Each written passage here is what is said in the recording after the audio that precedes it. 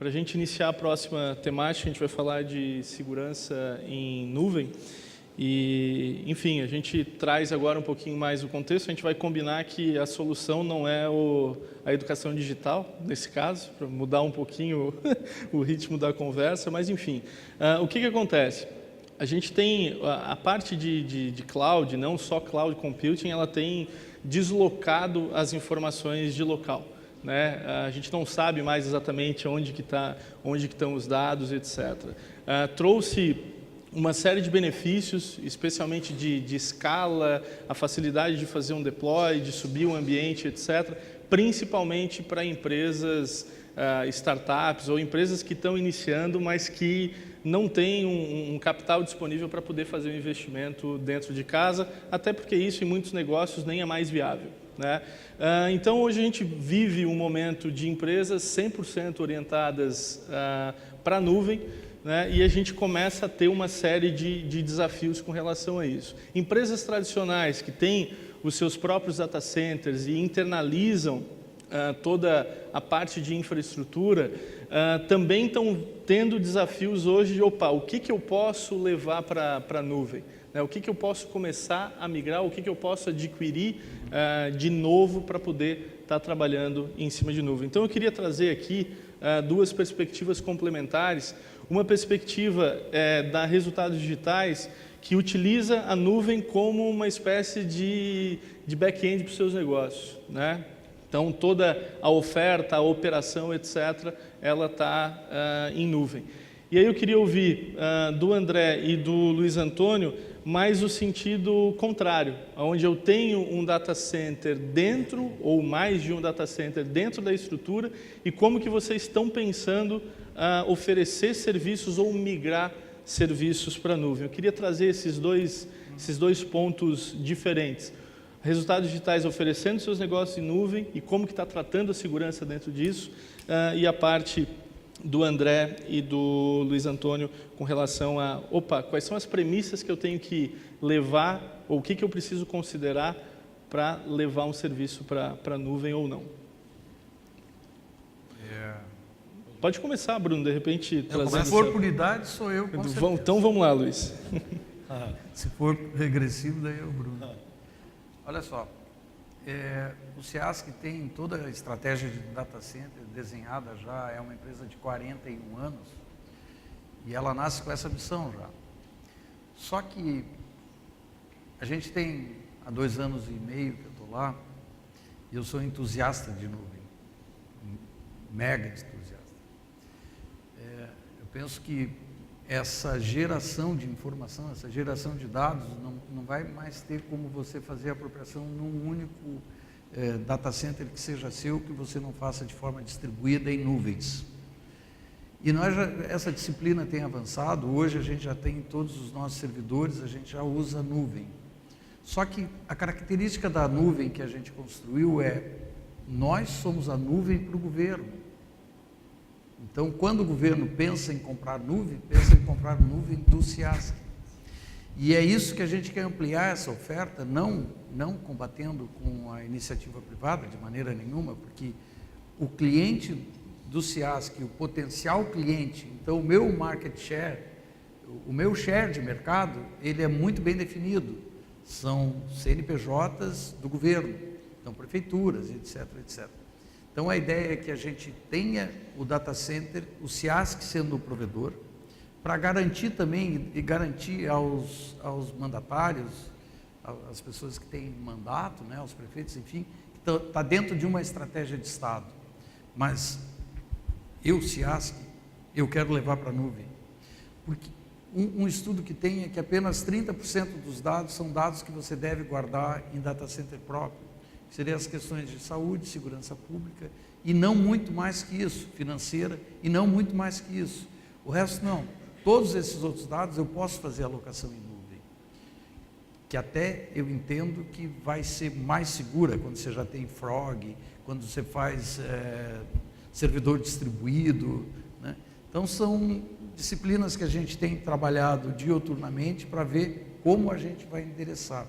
Muito melhor é a condição do Bruno, que ele já nasce como nuvem. né? Então a experiência dele é nativa no uso da nuvem. O nosso é por experimentação, é por estratégia corporativa. Daqui a pouco eu não tenho mais investimento e não faz sentido eu fazer investimento em máquina quando eu vou ter como serviço, plataforma como serviço, infraestrutura como serviço. Então eu ofereço, então eu sou a nuvem para o Estado, mas eu vou sair para a nuvem. É essa a experimentação que a gente tem feito. Legal. Na Flex a gente tem sempre foi uma empresa que teve os dados em domínio, né? Só que isso custa, né? Então no último ano a gente vem estudando migrações para a nuvem. Quando que a gente pode migrar para a nuvem? Quando o nosso contratante nos deixa, porque ele hoje restringe muito isso. Não quero que você ponha no Google, não quero que você ponha, eu tenho medo de você pôr no Google ainda, né? Mas o fator crucial nosso não é tanto a segurança, que a gente acredita que os especialistas de nuvem, de uma nuvem pública, tem mais poder do que a gente em casa em ser seguro, né? O que manda muito é a questão financeira. Quanto custa eu processar em casa com o investimento que eu já fiz e quanto custa eu processar fora de casa, né? Para alguns negócios nossos é muito viável, para outros ainda não é viável. Eu vou dar um exemplo do que não é viável ainda. Voz. Tudo que você fala de trafegar voz é mais caro colocar em nuvem. Questões de E1, onde eu ligo a linha telefônica, para quem não conhece, onde que eu ponho os dados E1s e tudo mais, onde eu gravo, é mais caro fazer em nuvem. Então, respondendo aqui um pouquinho, sem usar a educação digital agora, eu vou, né? A decisão entre data center local ou cloud, na Flex é basicamente custo e liberação, né? Porque o custo faz a gente sair do negócio, né?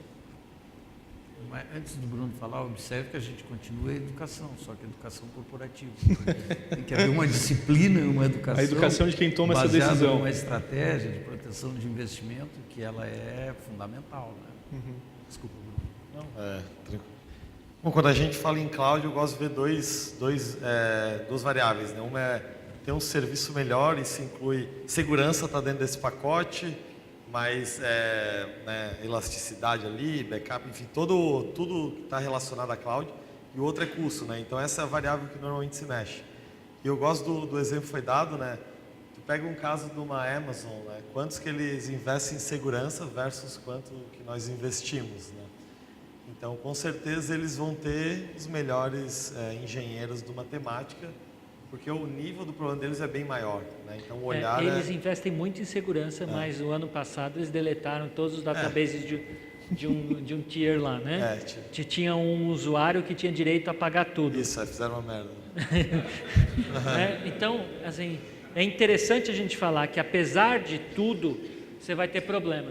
A gente antes tinha iniciado o papo falando assim: olha, segurança é legal, tudo, mas não dá para evitar, né? Então, alguém aqui, desculpa, alguém aqui tem carro sem seguro? Você está correndo risco, você sabe, né? Então, você sabe que seu carro, se alguém bater no seu carro, é por tua conta, mas o resto não. Segurança é isso, né? Isso aí. E esse exemplo da Amazon é legal que a gente só vou contar essa história porque eu me lembrei, mas nessa época a gente estava trabalhando para a nossa infraestrutura ficar um pouco mais agnóstica, né, de cloud. Muito bem. E a gente estava deployando no Azure também, na Microsoft. E aí deu esse incidente, a gente ia deployar uns 4 dias depois, aí deu esse incidente, a gente fez naquele dia. Estava meio ensaiado, mas foi assim. E aí depois, uma semana depois, a Microsoft teve problema, a gente roteou de volta pro...